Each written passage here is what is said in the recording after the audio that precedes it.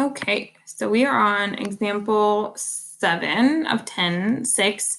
We have a number in front, so that's going to be our different type of factoring. If it didn't have a number, you could just jump straight to the parentheses, fill in your numbers, and look what multiplies to the back. That adds to the middle.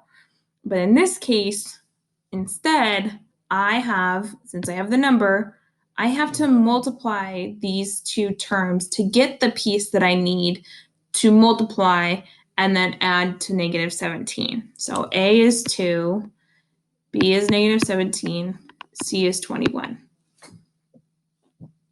So 42 is my magic number. I need two numbers that multiply to 42 that can add or subtract to negative 17. Okay, so here's where they start filling in the table. So scroll down a little bit here. We have our numbers, and hopefully when I start adding some of those together, I can see a 17, a negative 17.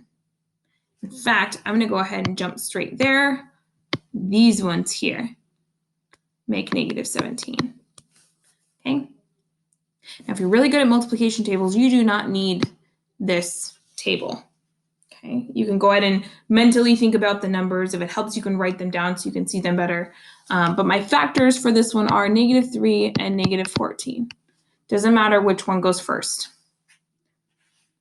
Okay, and I am not going to use the fill in the blank.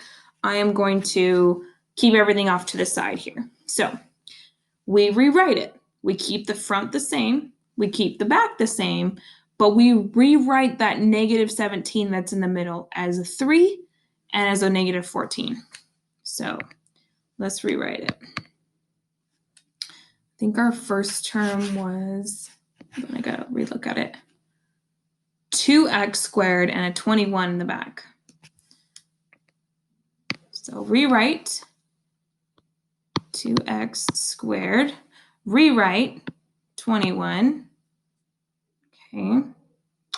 And then we have, instead of negative 17, we have negative 3x, negative 14. I think that was a positive 21. Was it positive 21? Gotta make sure. Yep. Okay.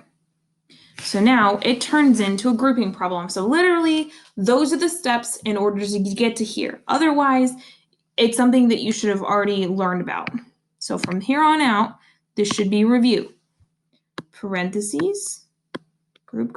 Oops, I forgot the X on the 14. That's important. There we go. Okay, and I covered up the 1. Okay, so looking at what 2x squared and 3x have in common, they have an x in common, but no numbers. So I'm going to leave behind a 2, an x in the front, and a 3. Okay, drop down the minus. 14 and 21, they have a 7 in common, dividing by 7. So take out the 7. No x's in common, so I'm going to leave what's here.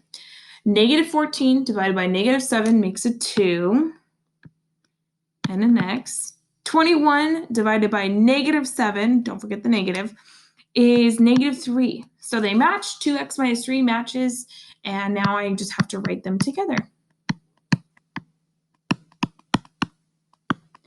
And there is our final answer.